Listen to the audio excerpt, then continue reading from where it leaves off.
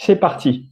Donc, le plan aujourd'hui, à partir de combien facturer, je vais vous l'expliquer précisément. Quelles sont les mentions obligatoires sur les factures? Là, on voit souvent tout et n'importe quoi sur le web.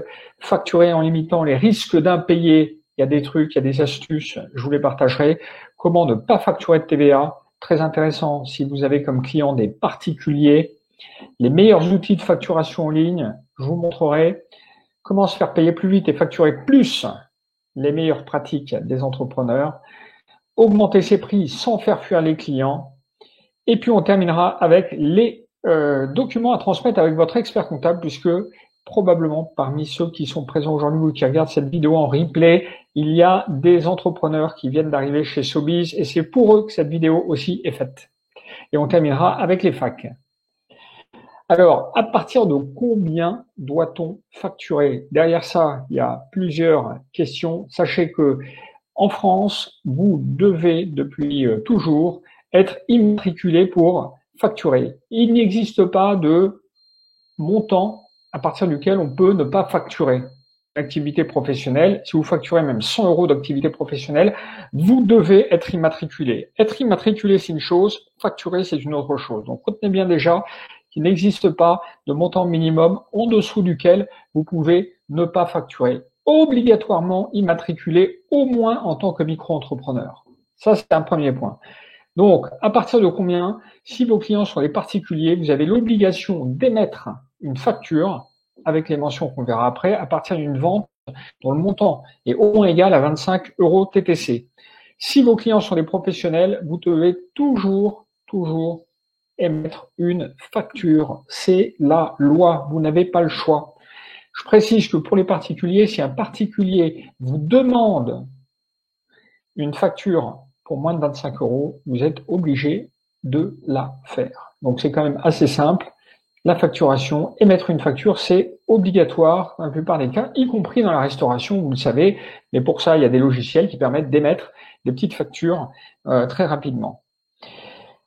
Les mentions qui doivent obligatoirement figurer sur les factures. Alors, on va passer vite là-dessus, mais on va quand même les regarder parce que il y a quand même quelques commentaires à faire. Si vous regardez sur les sites internet en ligne, vous voyez des listes de mentions obligatoires, et même si vous lisez la loi, il y a beaucoup de choses. Donc, je vais vous dire ce qui est obligatoire et ce qui ne l'est pas. Donc, en fait, il y a 4 parties. Il y a les mentions qui concernent votre entité. Donc, l'identité de l'entreprise et la facture elle-même. Donc, évidemment, le nom de l'entreprise, qui facture, vous, votre entreprise, d'accord? Si c'est vous, que vous êtes en EIRL, la personne qui facture, c'est en fait vous, personne physique, mais évidemment, vous pouvez mettre une marque. Vous n'êtes pas obligé de mettre votre nom dans la tête de la facture. Vous pouvez mettre la marque de votre entreprise. L'identité de votre client, évidemment, le numéro de facture et la date d'émission de la facture. Ça, c'est ce qu'il y a dans la partie haute de la facture.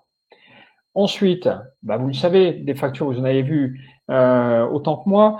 Ensuite, la dénomination du produit ou de la prestation, la quantité, le prix unitaire, le montant total hors taxe, les frais accessoires, s'il y en a, frais de transport, frais d'emballage, frais de déplacement, les réductions éventuelles de prix, rabais, remises, ristournes, qui viennent en moins, en général, en bas de la facture. Ça, c'est le deuxième pavé. Troisième pavé, tout ce qui concerne la TVA, pour ceux qui facturent la TVA. Et pour ceux qui ne facturent pas la TVA, je vais vous en parler après. Donc, le taux de TVA applicable, ça c'est très important, 0, 5, 10, 20% en général. Le montant de la TVA et le TTC à payer. Le numéro individuel, le numéro d'identification individuelle à la TVA. Votre numéro d'identification individuelle à la TVA. Je vois souvent des entrepreneurs qui sont un peu paniqués, voire bloqués dans leur facturation parce qu'ils me disent, oui, mais on n'a pas le numéro de TVA intracommunautaire de notre client. Il nous l'a pas donné, etc., etc. Bon, sachez que c'est pas obligatoire. Ça, c'était il y a une dizaine d'années, quand la loi est passée. Tout le monde et surtout les éditeurs de logiciels ont fait croire qu'il fallait absolument mettre cette donnée, etc., etc. Donc, on a passé un temps fou, les entrepreneurs ont passé un temps fou à chercher un numéro d'identification intracommunautaire de leurs clients. Et pour finir, on s'est aperçu que ça servait à rien. Quand on connaît la loi, ça ne sert à rien. Donc, par contre, votre numéro à vous, de TVA intracommunautaire. Le fisc vous l'a envoyé, quand vous avez débuté votre activité, normalement, il vous a envoyé ce qu'on appelle un document fiscal, un mémento fiscal, voilà, le mémento fiscal, dans lequel il y a votre numéro de TVA intracommunautaire, et sinon, ça apparaît, si jamais vous l'avez, sur votre déclaration de TVA. Sur la déclaration de TVA, il y a votre numéro de TVA intracommunautaire. Et et le numéro de votre client s'il auto-liquide la TVA. D'accord? Donc, ça veut dire s'il est dans un autre État membre et que vous lui envoyez, vous lui facturez vos prestations hors TVA. Alors, à ce moment-là, pour justifier le fait que vous n'avez pas facturé la TVA, si vous avez des clients à l'étranger, dans l'Union européenne, évidemment, il faut mettre son numéro de TVA intracommunautaire. Si vous ne le donne pas, vous devez lui facturer la TVA. Et donc, tant pis pour sa pomme, il faudra qu'il vous la paye. Et les fameuses mentions de bas de facture, alors c'est là où on voit tout et n'importe quoi. Bon, il n'y a rien de vraiment obligatoire. En tous les cas, si vous ne le mettez pas, vous risquez pas grand-chose. Mais il est recommandé donc de faire apparaître en bas de la facture les conditions de paiement. Donc les conditions de paiement, ça veut dire la date à laquelle votre client doit vous payer, le délai que vous lui laissez, le mode de règlement. Le mieux, c'est quand même de proposer le maximum de modes de règlement. J'y reviendrai après pour se faire payer plus vite. Les conditions d'escompte. Escompte, ça veut dire vous baissez un petit peu le prix si vous payez plus tôt. Donc en général, c'est 1%, 1,5% du montant si vous payez dans les 30 jours, dans les 15 jours. Les pénalités en cas de retard. Alors c'est ça, les pénalités, si vous voulez, tout le monde ne le met pas. C'est pas très sympa d'envoyer des factures en mettant les pénalités. Des pénalités à ses clients. Moi, je suis plutôt d'avis de le mettre dans les conditions générales de vente ou de le mettre dans le contrat. Mais sur la facture, je trouve que c'est un peu de l'état d'esprit d'il y a 20 ou 30 ans où on tendait le bâton pour obtenir quoi que ce soit. Aujourd'hui, il n'y a qu'à demander et puis voilà. Bon. Le montant des indemnités forfaitaires pour frais de recouvrement, voilà, ça aussi, la loi vous oblige à le mentionner. Très honnêtement, vous voyez bien, il y a assez peu d'entreprises qui l'appliquent parce que c'est anxiogène et c'est pas du tout sympa. Alors ça dépend de votre métier. Il y a des métiers où en effet, il faut être très vigilant et il faut se faire payer tout de suite. Et pour ça, il faut pas hésiter à brandir le bâton. Mais dans les relations, dans 90% des métiers, on n'est pas dans on n'est plus dans cette relation quasi conflictuelle avec les clients. Donc à chacun liberté de voir si vous voulez ou pas mettre toutes ces mentions, mais moi je vous dis, mettez surtout la première, et puis les trois autres, mettez-les si vous le jugez vraiment nécessaire. Mais les conditions de paiement, ça oui, il faut le mettre. Payable sous 30 jours, payable à réception, payable à 60 jours, vous devez le mettre. On continue. Alors, comment facturer et limiter les risques d'impayés? Pour ça, il y a des moyens. Il y a des moyens et ça commence pour limiter les risques d'impayés. Personne n'est à l'abri des risques d'impayés à partir du moment où vous facturez et que vous ne vous faites pas payer tout de suite. Et pour ça, il y a des techniques pour limiter. La première chose, c'est du bon sens, c'est d'émettre un devis, de le faire signer par son client ou de lui faire signer un contrat. Bon, d'une part, parce que ça a le mérite d'engager juridiquement votre contractant. Donc, s'il refuse de vous payer et que vous allez au tribunal, eh bien, vous aurez plus de facilité à vous faire payer. Sachez que si vous n'avez pas de contrat, pas de devis signé, et que votre client ne vous paye pas, si vous allez au tribunal, le client, il a gagné.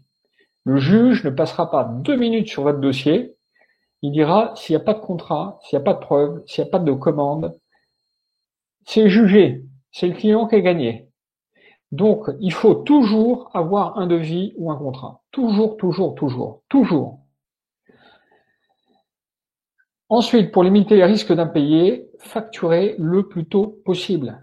Ça aussi, c'est du bon sens, mais facturez à la commande. Facturez le plus tôt possible. Voilà. Plus tôt vous faites payer, plus le risque d'impayé est faible. Donc, il faut vraiment prendre cette habitude. Il faut que ce soit un réflexe pour vous. Je ne travaille jamais sans avoir encaissé quelque chose. Moi, je vous raconte, c'est ma petite histoire, mais quand j'ai démarré dans l'expertise comptable, je reprécise que je suis expert comptable pour ceux qui n'auraient pas suivi, très souvent, on travaille avec des copains, on travaille avec des gens qui nous sont par le bouche à oreille, et au début, on commence à travailler, et puis on commence à travailler, et puis on continue, et parfois, on facture et on n'est pas payé. On n'est pas payé parce que l'entreprise est en difficulté, nous, on est là pour l'aider, et puis l'entrepreneur vous dit, bah oui, mais bon, attendez, moi, aidez-moi à rentrer l'argent, puis je vous paierai après. Et il m'est arrivé plusieurs fois de ne jamais être payé, c'est-à-dire vraiment d'avoir travaillé 10 heures, 15 heures, 20 heures, 30 heures, pas 1 euro. Et ça fait mal. Ça fait mal. Je vous promets que ça fait très très mal parce que vous avez vraiment l'impression d'avoir été arnaqué d'une certaine façon, même si c'est pas la personne, si elle vous paye pas, c'est qu'elle peut pas. Mais il y a un déséquilibre total. Même 100 euros, même 150, même 200 euros, travailler 10 heures pour 100 euros, c'est 10 euros de l'heure. Bon, c'est pas élevé, mais au moins c'est rémunéré. Mais travailler 10 heures pour 0 euros, c'est pas admissible. Et ça, c'est des défauts des défauts de jeunesse. Vous pouvez et vous devez les éviter absolument en facturant vos clients dès le début et en vous faisant payer dès le début. Toujours un acompte, même symbolique, faites-vous toujours payer le plus tôt possible. Et facturer des acomptes. Facturer le plus tôt possible. Facturer, ça veut dire envoyer la facture le plus tôt possible. Et facturer des acomptes dès le début. C'est-à-dire, dès le début, vous commencez à facturer et ces acomptes, il faut qu'ils vous soient payés très vite. Donc ça, c'est vraiment des habitudes à prendre très très tôt. On fait une petite parenthèse sur la TVA, parce que ça aussi, c'est important. Il y a beaucoup d'entrepreneurs qui font l'erreur, notamment quand on travaille avec des particuliers, de ne pas opter pour une technique, une astuce qui permet de ne pas facturer la TVA. Donc, si vos clients sont des particuliers, sachez-le, dans la plupart des cas, vous avez intérêt à ne pas leur facturer la TVA, parce que ça veut dire que quand on ne facture pas la TVA à ses clients, 100% de ce qu'on encaisse, c'est pour sa poche, c'est pour votre poche. Alors que sinon, vous devez reverser à l'État, vous le savez peut-être, 20%, 10% ou 5% de votre chiffre d'affaires. Vous pouvez, si vos clients sont des particuliers, et même s'ils sont des entreprises, ne pas facturer TVA. Je vais vous montrer exactement les seuils. Donc, c'est ce qu'on appelle la franchise en base de TVA. Voilà, la franchise en base de TVA. C'est un texte de loi, c'est pas une magouille, hein, c'est vraiment un texte de loi qui est une loi qui dit que pour aider les petites entreprises, pour leur faciliter la vie, eh bien, elles peuvent ne pas facturer de TVA à partir du moment où elles sont petites. Alors, c'est quoi une petite entreprise?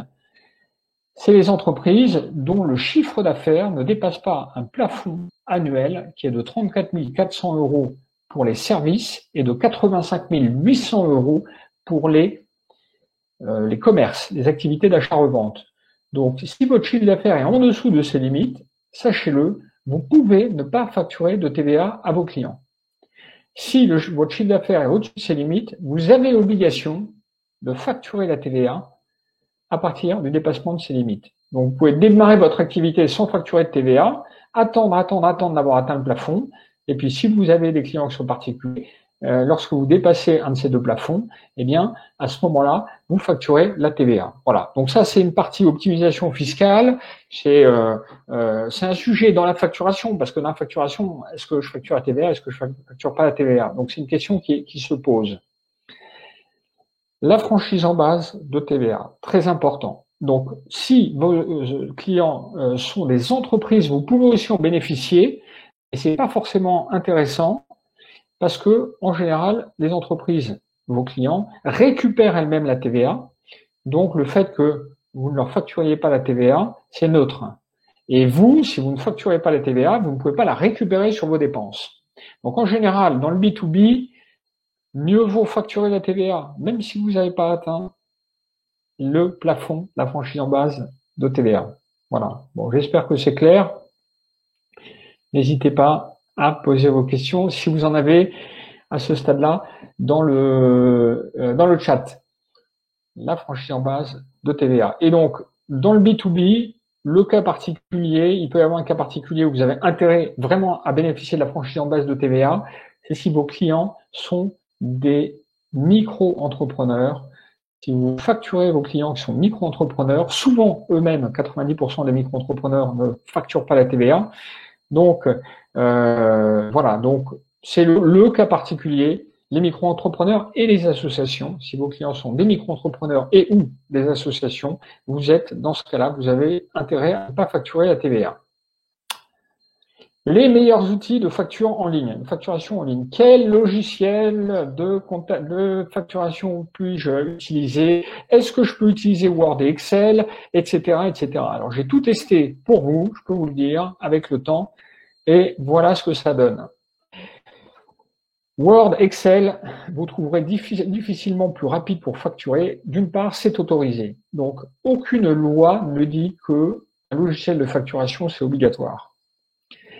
Il y a des obligations, mais pas d'utiliser un logiciel de facturation. Donc oui, vous pouvez utiliser Word et Excel, Google Sheet, Google Doc pour les fans des solutions Google, des outils domotiques, vous pouvez les utiliser. L'énorme avantage, c'est que c'est en effet très très rapide. Il n'y a pas plus rapide que ça pour facturer. Ah si, je vous montrerai une solution. Je vais vous montrer une solution encore plus rapide. Mais enfin, pour la plupart des entrepreneurs qui démarrent, c'est très bien, c'est très souple. L'inconvénient, c'est que quand on fait des erreurs, on ne le voit pas dans les calculs hors taxes, TVA, TTC, voilà, voilà, c'est un vrai inconvénient et que au début on gagne du temps parce que quand on a peu de clients, c'est facile, mais quand le nombre de clients grossit, eh bien le jour où il faut implémenter une solution de facturation, là, ça va vous bouffer du temps, vous allez prendre du temps. Les migrations ne sont pas faciles. Pour la petite histoire, moi, j'ai accompagné il y a quelques années une start-up qui a très très vite grossi et start-up que j'ai accompagné depuis la création jusqu'à la bourse. Bon, elle est rentrée en bourse. Ils avaient plus de 350 collaborateurs au moment où ils sont rentrés. Et je vous promets, ils facturaient toujours sous Word et Excel. C'était l'horreur. C'est-à-dire qu'ils avaient deux ressources qui s'étaient dédiées à ça parce que ils n'étaient pas arrivés à mettre en place un logiciel de facturation. Leur croissance était telle qu'ils ont démarré tout de suite sous Word. C'était Word d'ailleurs, c'était pas Excel, Word. Et qu'ils ont grossi, et c'était jamais leur priorité. Le dirigeant, il était focus sur son produit. Ils étaient éditeurs de logiciels. En plus, de logiciels, voilà, d'email marketing. Et ils se sont déployés. Et le jour où ils sont rentrés en bourse, je vous promets, ils avaient en auditeur Ernst Young, donc des très très gros auditeurs, et tout le monde était les bras ballants en disant mais qu'est-ce que c'est que cette entreprise qui utilise toujours Word?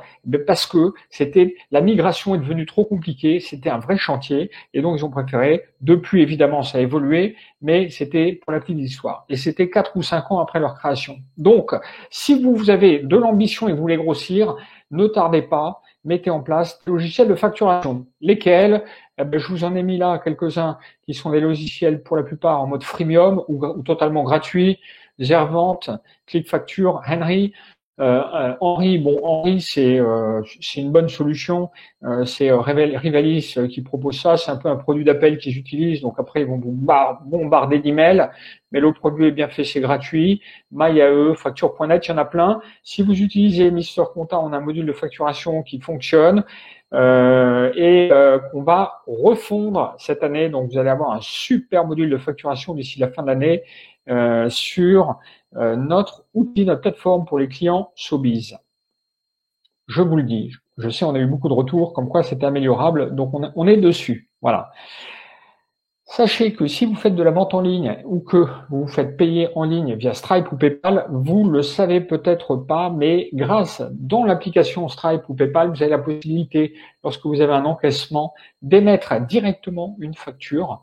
Donc il faut y aller, il faut remplir sa déclaration, son formulaire, et puis ça vous permet comme ça d'émettre des factures au fil de l'eau à partir de PayPal. C'est assez propre et surtout c'est assez simple. Vous recevez l'argent. Eh bien, vous émettez la facture et vous l'envoyez. Même chose chez Stripe. Et alors ça, j'aime beaucoup, des outils de facturation automatique. Quaderno et Paddle, notez bien, Quaderno et Paddle, je crois que c'est paddle.io. Si vous faites paddle.com, vous allez arriver sur une plage.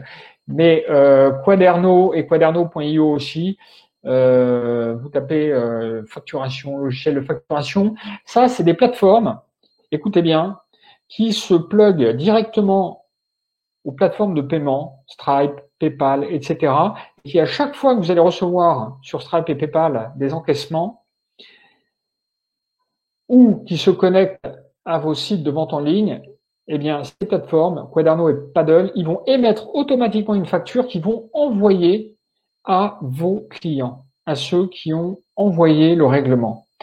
Donc ça, c'est très, très, très pratique. Alors évidemment, pour ça, il faut l'adresse mail. Donc, il faut que vous connectiez votre plateforme de vente, Stripe et PayPal, et Quaderno reçoit les deux flux et envoie directement au client sans que vous n'ayez rien à faire, rien du tout. Vous envoyez, Quaderno envoie directement à vos clients leur facture. Donc ça, c'est assez confortable. Et en plus de ça, le client peut changer son adresse parce que parfois, il vous la donne pas, notamment si vous faites de la formation en ligne, si vous vendez des formations en ligne, eh bien, vous avez que le nom et l'adresse mail de la personne qui vous a acheté. Donc, elle reçoit sa facture avec un lien qui lui permet d'aller modifier les coordonnées du client, c'est-à-dire de ses coordonnées à lui, en indiquant son adresse et de facturation et le nom de la société. Très très pratique, ça coûte une petite centaine d'euros par mois, mais surtout ça vous fait gagner du temps. Voilà le best-of, enfin notre sélection, vraiment le meilleur des outils de facturation. Alors il y en a plein maintenant, hein, c'est un produit d'appel les outils de facturation. Mais généralement, je vous le dis derrière, vous faites embarquer dans des boucles d'email. Voilà. Une fois qu'on a facturé, comment se faire payer plus vite? On va un peu rentrer dans le détail. Donc là, les bonnes pratiques. On l'a dit, bon de commande, devis dans lequel sont indiqués les délais et les modalités de règlement et le RIB. Exigez de vos clients le plus tôt possible qu'ils vous transmettent leur RIB. Ça, c'est très important. Psychologiquement, le client sait que vous avez son RIB, donc il sait que vous pouvez, au besoin, le prélever. Alors, pour prélever ses clients, il faut quand même que vous ayez une autorisation de la Banque de France, donc il faut passer par votre banque pour émettre des prélèvements. Il faut que vous ayez un numéro d'émetteur, un numéro, je vous retrouverai le nom, je me souviens plus. Il y a un numéro qui est mis par la France qui vous permet de faire les prélèvements. Donc tout le monde ne peut pas prélever sur les comptes de ses clients avec un simple RIB. Pour ça, il faut que vous ayez un agrément de votre banque. Donc demandez à votre banque si vous souhaitez prélever directement des sommes, notamment des abonnements, sur vos clients. Ensuite, la technique des liens de paiement. Ça, c'est vraiment extra. Moi, j'aime beaucoup. Ça marche très, très bien. Je vois plein d'entrepreneurs qui mettent ça en place maintenant systématiquement. Ils envoient leur facture email au client et dedans, dans le corps de la facture ou dans l'email, ils mettent un lien de paiement.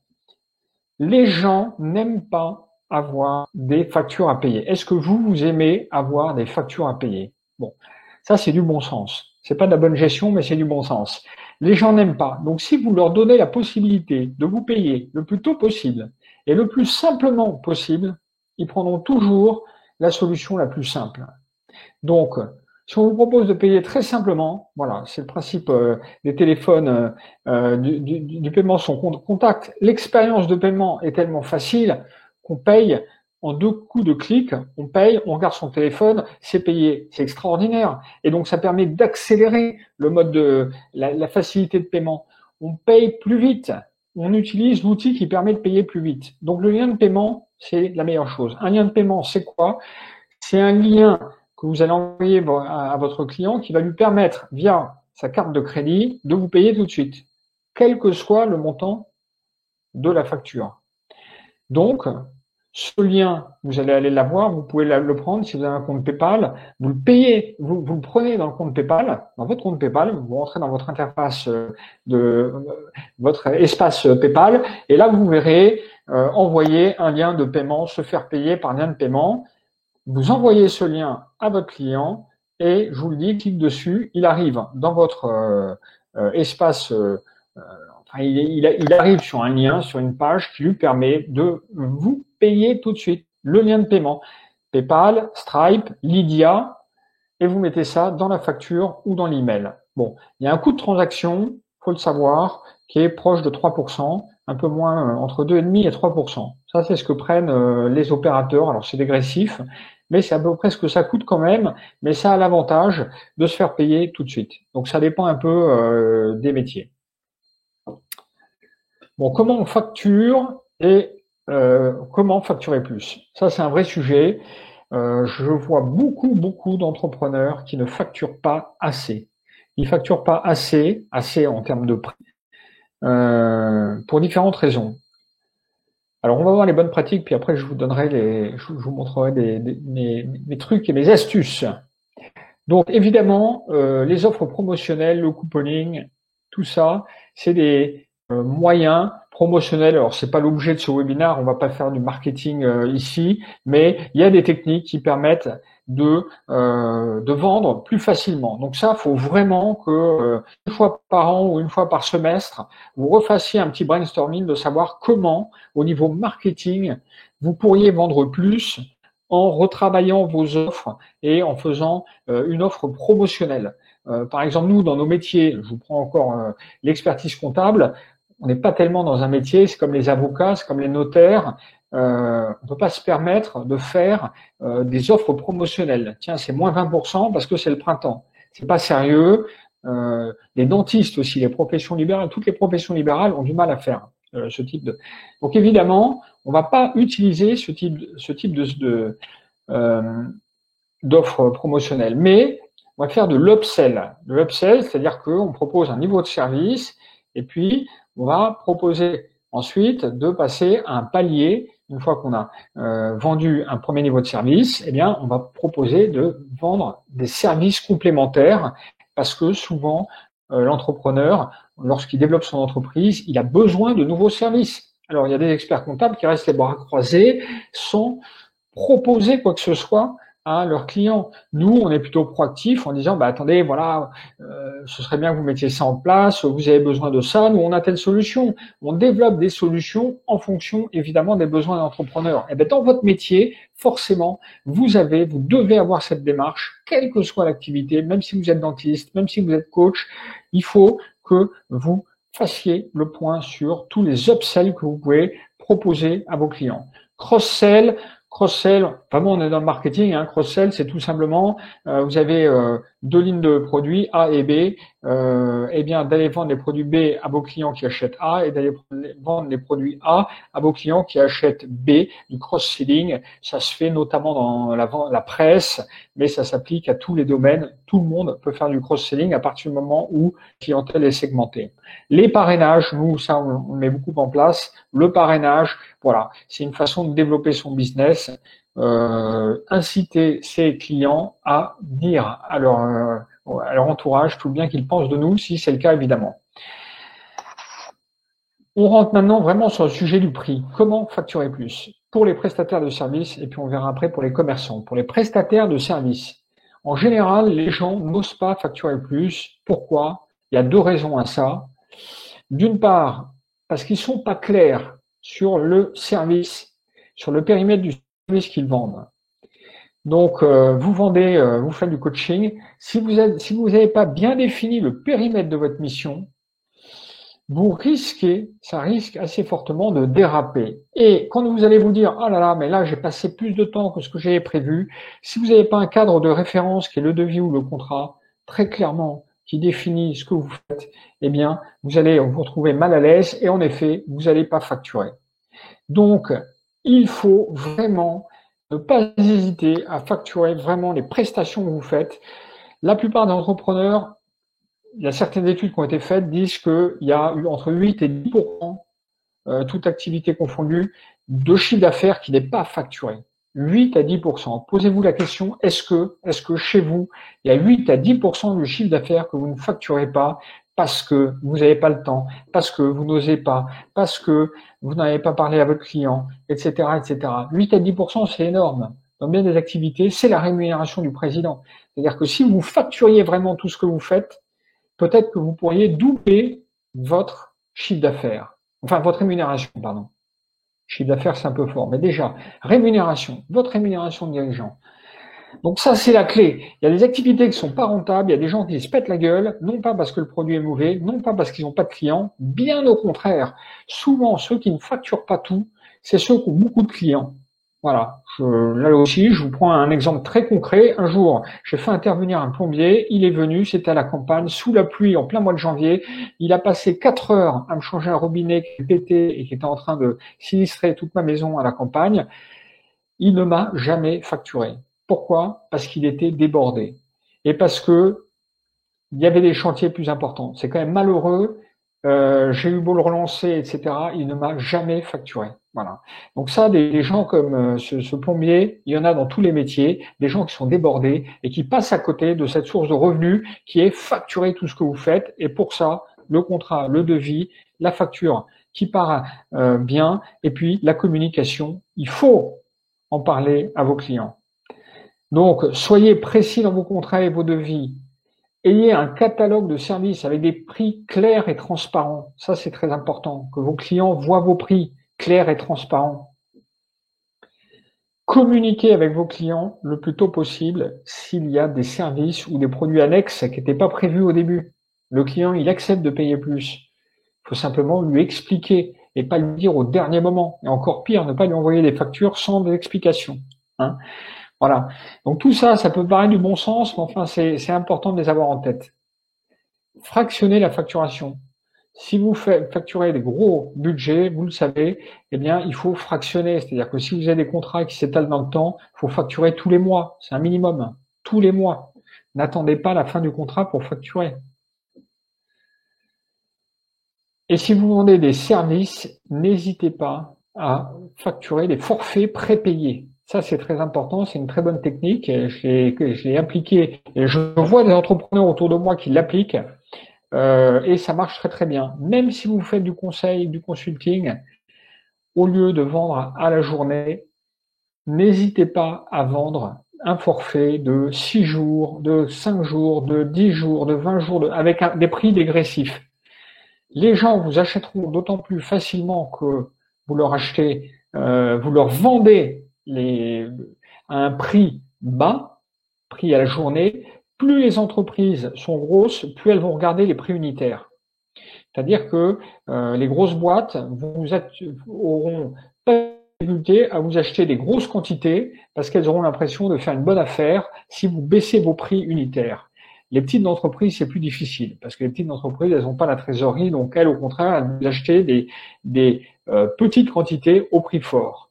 Donc, si vous avez affaire à des grands comptes, surtout proposez-leur des gros volumes en faisant bien jouer le côté dégressif. Plus vous m'achetez, plus je vous baisse le prix.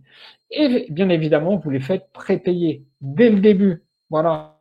Donc, si vous enclenchez ça, prix dégressif et prépayé, eh bien, vous encaisserez 3 000, 4 000, 5 000 euros dès le début de la mission. Et puis, en plus, les gens seront plus à l'aise pour avoir recours à vos services. Et si vous êtes jeune, ça aussi, l'autre chose qu'on voit souvent, c'est des jeunes qui n'osent pas facturer. Il faut facturer, surtout quand vous êtes jeune, vous avez une montée en compétences qui est assez rapide, donc il faut augmenter vos prix. Il faut augmenter vos prix. Les jeunes, je corrige, évidemment qu'ils osent facturer, mais ils n'osent pas augmenter leur prix. Et donc, quand on est jeune, eh bien, il faut augmenter son prix tous les ans en fonction de sa courbe d'apprentissage et sa courbe d'expérience. Voilà. Donc, par exemple, si vous avez une activité de conseil, de marketing, de rédacteur, les premières années, il faut facilement augmenter vos prix de 15% par an, 10-15% par an. Alors peut-être pas tous les ans, mais tous les 2 ans, vous augmentez de 20-25%. Parce que vous valez plus. Et ça, il faut pas hésiter à le faire. Et même au bout d'un certain niveau, certaine maturité, si vos prix sont trop bas, vous allez perdre en crédibilité. Je prends l'exemple, c'est souvent ceux qui sont pris en exemple par les boîtes de marketing, de conseil pour les prix, les avocats. Les avocats, il y a un prix psychologique qui est qu'un avocat à moins de temps de l'heure n'est pas crédible. C'est pour ça qu'il facture très cher, et plus il facture cher, souvent plus ça rassure. Voilà. Et il n'y a pas longtemps, j'ai vu quelqu'un, justement, un entrepreneur qui me disait, qui était développeur informatique, et il s'était mis sur je sais plus quelle plateforme en ligne où on peut vendre ses services. Et en fait, il s'était mis, la plateforme lui proposait de mettre son prix au prix du marché, et Malte, voilà. Et il avait mis donc il s'était mis à 450. Malte lui avait proposé 450-500. Donc il s'est mis à 450-500. Puis il s'est aperçu que tout le monde était à 450-500. Zéro commande. Il tente 700 euros. C'était 700 euros la journée, c'est ça. 700 euros. Et là, 4 demandes dans la journée. C'est pour vous dire à quel point le fait il faut pas trop se focaliser sur le prix du marché. Positionnez-vous si vos services le méritent évidemment, mais un peu au-dessus, ça vous sortira du lot, surtout si vous utilisez des plateformes. Augmenter ses prix sans faire fuir les clients, eh bien, c'est ce que je vous disais. Faites varier. Alors, il y a plusieurs techniques. Hein. Là aussi, je l'ai survolé très très vite, mais des techniques, vous trouverez plein de contenu là-dessus qui vous en diront plus que moi. Faire varier ses prix selon la demande, évidemment. C'est que si vous êtes débordé, eh bien, il faut faire monter ses prix, même dans nos métiers d'expertise comptable. À une époque, on l'a tenté, c'est-à-dire qu'une saisonnalité chez nous, avec une très très forte demande qui est entre janvier et avril. Et dans le cabinet dans lequel j'étais avant, on avait mis un complément de plus 25% pour ceux que l'on prenait au mois d'avril, parce que c'était vraiment la saison très très forte pour nous. Et voilà. Et on a été copié depuis. On avait été copié. Donc ça veut bien dire que même dans des métiers comme les nôtres, quand on est capable de justifier la hausse du prix parce que la demande est très très forte, eh bien ça peut s'appliquer. Proposer des packs incluant des services à forte marge, évidemment. La perception de la valeur du service vendu, c'est ce que font très bien les opérateurs de téléphonie. Quand vous achetez un abonnement Orange et que dedans j'ai un abonnement 10 heures, eh bien la valeur perçue du pack que j'achète, elle est forcément très supérieure à celle d'un pack classique. Donc ça, c'est de la créativité, c'est du marketing, mais enrichissez vos offres de services en mettant dedans aussi parfois des coûts qui ne coûtent rien. Je peux vous le dire, par exemple, il y a quelques années, j'ai lancé, on a été beaucoup copié, mais l'assurance contrôle fiscal dans nos abonnements d'expertise comptable, maintenant tous les cabinets le proposent, mais moi j'ai lancé en 2008. Et à cette époque-là, personne ne comprenait en quoi ça consistait. Eh bien, c'était une assurance contrôle fiscal, c'est-à-dire que les gens, les entrepreneurs qui venaient chez nous, eh bien, en cas de contrôle fiscal, on ne leur facture pas, et c'est toujours le cas aujourd'hui, on ne leur facture pas les honoraires d'assistance au contrôle fiscal. Donc, ça ne veut pas dire que on paye les redressements fiscaux, c'est simplement que notre assurance quelque part, nos clients sont assurés en cas de contrôle fiscal, ils n'auront pas d'honoraires à payer pour qu'on défende leurs intérêts. Voilà. Donc, vous voyez, vous pouvez l'appliquer. Si nous, on le fait dans l'expertise comptable, vous pouvez forcément le faire dans votre métier. Augmentez vos marges en augmentant le prix des consommables. Bon, ben ça, c'est ce que font les avocats très très bien. Ils vous mettent des lignes de tout partout, des lignes de frais partout, qui sont difficiles. Et les auditeurs aussi font ça, très difficile à vérifier. Bon, chacun jugera. Moi, je trouve pas ça toujours très honnête, mais bon. Et puis, viser le haut de gamme. C'est dans le haut de gamme que les marges sont les plus élevées. Ça aussi, ça paraît évident, mais beaucoup d'entrepreneurs le perdent de vue. En vous positionnant dans votre métier dans le haut de gamme, vous pourrez évidemment facturer plus. Alors, il suffit pas de se revendiquer le haut de gamme. Hein. Il faut avoir un service qui tienne la route ou un produit qui tienne la route. Mais plus vous allez viser haut en termes de positionnement, plus vous allez pouvoir facturer cher. On termine avec des aspects pratiques, surtout pour ceux qui viennent de créer leur entreprise. En fin d'année, il faut que vous transmettiez à votre expert comptable, il y a une petite liste de quatre items. Évidemment, toutes les factures que vous avez émises, transmettez-les nous, c'est important. Idéalement, dans un fichier Excel, plutôt que les factures en elles-mêmes, surtout si vous faites de la vente en ligne, etc. On va pas regarder toutes vos factures, et nous, on a des logiciels qui automatisent l'enregistrement des factures, mais l'idéal pour nous, c'est plutôt de nous envoyer des Google Sheets ou des listes de factures qu'on déverse dans la comptabilité. Évidemment, c'est un gain de temps pour nous, donc c'est aussi une économie pour vous en termes d'honoraires au final. La liste des factures clients qui n'ont pas été payées à la date de clôture. Alors nous, en comptabilité, vous savez que d'un côté, on va prendre toutes les factures que vous nous envoyez, de l'autre, voit les règlements qui arrivent sur votre compte bancaire, on match les deux, et puis la différence, ça fait évidemment l'argent qui est dehors, c'est-à-dire que vos clients ne vous ont pas encore payé. Bon, ça, on le fait, mais on a besoin d'avoir un contrôle de votre part, de matcher, notamment avec les chiffres de votre CRM, pour savoir quelles sont les factures qui ne sont pas payées. Donc, envoyez, le plus simple, c'est que vous nous envoyez la liste des factures qui ne sont pas payées, toutes les factures d'un côté, et deuxième liste, uniquement celles qui ne sont pas payées. Voilà. La liste des factures sur lesquelles vous avez des contentieux avec vos clients et de nous dire quel pourcentage d'ailleurs du montant de la facture vous présente un risque. Un client qui conteste une facture, il peut la contester en totalité, 100%, donc on va provisionner, c'est-à-dire qu'on va passer en moins de votre bénéfice le montant de cette facture parce qu'on va considérer qu'il y a un risque de non-règlement dessus. S'il y a un risque, le fisc accepte que vous déduisez comme une perte, comme si elle était perdue, même si évidemment elle n'est pas perdue. Mais puisque le risque existe, vous pouvez le passer en moins de votre bénéfice, ce qu'on appelle en charge déductible. Donc, les factures qui font l'objet d'une contestation de la part d'un client, dites-le nous précisément.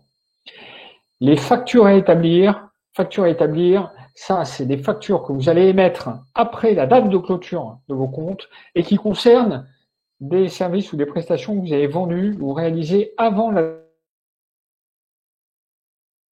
date de clôture. Donc, pour un exemple très simple, vous avez travaillé en décembre pour un client. Le 31 décembre, vous clôturez vos comptes et vous facturez. Votre travail se termine le 15 janvier. Vous facturez votre client le 15 janvier pour la période 1er décembre jusqu'au 15 janvier. Bon, ben, il faut que vous nous disiez, il y a une partie de cette facturation qui est du chiffre d'affaires de votre exercice avant le 31 décembre. Donc, il faut que vous nous disiez quelles sont les factures qui sont à cheval sur 2 exercices et quelle répartition faire entre l'exercice clos et le nouvel exercice de façon à ce qu'on mette en chiffre d'affaires de l'exercice clos la quote-part de la facture. C'est ce qu'on appelle les factures à établir dans le jargon. Et on termine, les 4, en fait, il y en avait 5. Les produits constatés d'avance, c'est exactement l'inverse. C'est les factures que vous avez émises avant le 31 décembre, si vous clôturez au 31 décembre, et qui vont concerner un service ou une vente qui n'a pas été totalement terminée au 31 décembre. Peut-être qu'il y a un tiers qui a été terminé l'année suivante ou l'exercice suivant. À ce moment-là, on va passer un produit constaté d'avance, c'est-à-dire qu'on va sortir de votre chiffre d'affaires une partie de votre chiffre d'affaires et le passer sur l'exercice suivant. C'est ce qu'on appelle les produits constatés d'avance. Donc ça, c'est très important. Donc si c'est si vous démarrez votre entreprise et que vous clôturez votre premier exercice avec votre expert comptable, vous devez lui envoyer ces informations si possible dès que vous avez terminé votre exercice. Donc si vous clôturez au 31 décembre, envoyez-nous ça début janvier, le plus tôt possible. Et ben voilà. Alors, des questions, ben, il n'y en a pas eu trop. C'est super. On termine avec les facs. Donc, les questions, ben, c'est moi qui vais les poser. Je reprends les questions les plus souvent posées. Est-ce que je peux utiliser plusieurs logiciels de facturation? C'est notamment le cas de ceux qui font de la facturation en ligne. Oui, vous pouvez utiliser plusieurs logiciels de facturation. Il n'y a pas de contrainte par rapport à ça. La seule chose, c'est que les logiciels de facturation aujourd'hui ont obligatoirement un système de verrouillage de la séquence des numéros de facturation. Et voilà, vous devez simplement avoir des colonnes de numéros de séquence, des listes de numéros de séquence qui soient cohérentes. Et vous ne pouvez pas découper vos numéros de séquence, vous ne pouvez pas changer les numéros de facture librement. Donc vous pouvez avoir 2 logiciels de facturation en parallèle ou l'un après l'autre, bien évidemment. Est-ce que je dois obligatoirement avoir des CGV au dos de la facture, sur la facture? Non. Les CGV, vous pouvez les mettre sur votre site. Alors l'idéal, c'est qu'elles soient quand même signées par votre client. Ça, c'est important parce que sinon, elles ne sont pas vraiment opposables. Bon, il y a plein de sites qui disent les CGV sont en ligne. Voilà. Les CGV étaient en ligne, mais devant le tribunal, le CGV, s'ils ne sont pas signés par le client, eh bien, vous aurez du mal à les faire valoir. Donc, des CGV, en les mettant au dos de la facture, il faudrait que le client les signe, vous les renvoie. Vous pouvez les mettre dans la facture. C'est pas obligatoire, c'est conseillé. Brahim, peut-on facturer avec Excel? Oui, Brahim, il a dû arriver en cours de webinaire. Je l'ai dit tout à l'heure. Oui, oui, oui, bien sûr, vous pouvez facturer avec Excel, Word, Google Sheet. C'est tout à fait possible. Donc, voilà, n'hésitez pas, vous pouvez le faire sous Excel et sous Word. Attention, si votre activité s'emballe, j'ai expliqué tout à l'heure, ça peut prendre du temps. Est-ce que les numéros de séquence doivent se suivre? Alors, les numéros de séquence, les numéros de facture doivent se suivre. Et puis, les séquences, si vous avez deux logiciels de facturation, chacune a sa séquence de facturation, peu importe. L'idée, c'est quoi? C'est que le fisc, s'il vous contrôle, il s'assure que vous ne pouvez pas vous amuser à supprimer des factures, faire disparaître des factures, tout simplement parce qu'évidemment, si vous pouvez faire ça, c'est la porte ouverte au black, à la gestion du cash non déclaré.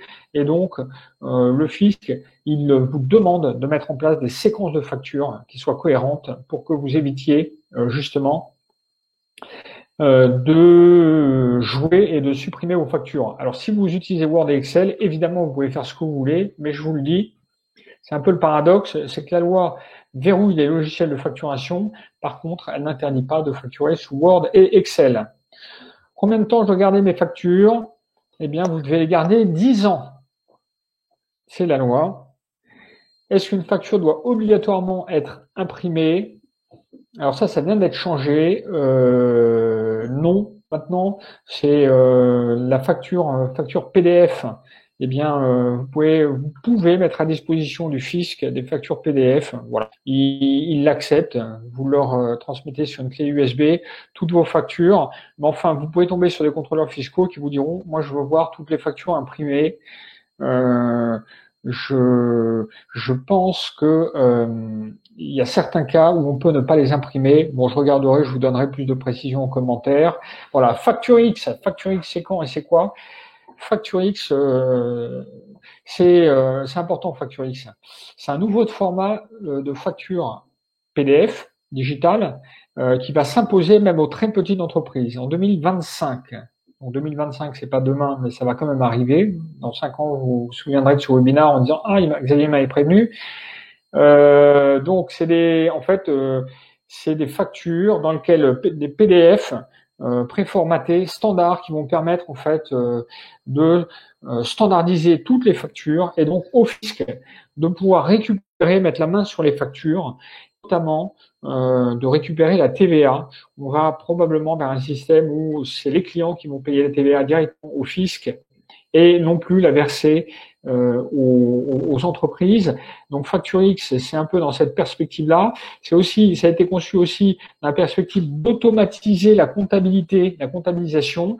Donc FactureX, c'est un PDF avec des balises, des métadonnées qui viennent enrichir et qui viennent structurer, si vous voulez, le contenu de la facture dans des cases. Donc, lorsque vous enverrez votre facture PDF, votre client la basculera dans sa comptabilité. Il n'y aura plus besoin de regarder. Ça s'enregistrera automatiquement puisqu'il y aura ce système de petites balises, de petites valises qui permettront au logiciel de comptabilité d'automatiser l'enregistrement des factures, le montant, la TVA, le nom, votre nom, le numéro SIRET de celui qui a émis, les adresses, etc. Donc, c'est évident que voilà, tous ces processus de facturation vont être automatisés. FactureX, ça va être la dernière étape avant vraiment l'intégration totale de la facturation dans les systèmes d'information. Donc, on y va tout droit. Sachez que pour les grandes entreprises, ça a déjà démarré. Pour les marchés publics, ça a déjà démarré. Pour les grandes entreprises, et puis après, il va y avoir, ça va se déployer et ça va devenir obligatoire pour tout le monde. Donc, lorsque FactureX sera obligatoire, Word et Excel, à ce moment-là, devra forcément disparaître. Voilà, j'ai répondu à Ibrahim. Alors, sur FactureX, Nathalie, sur FactureX, vous allez avoir des infos, vous regardez sur le web, tout le monde en parle. Tout le monde en parle. Vous tapez FactureX, vous allez voir, c'est vraiment, les éditeurs dans le monde de l'édition logicielle, tous les éditeurs de facturation sont dessus. La plupart des grands éditeurs de facturation sont déjà conformes à FactureX.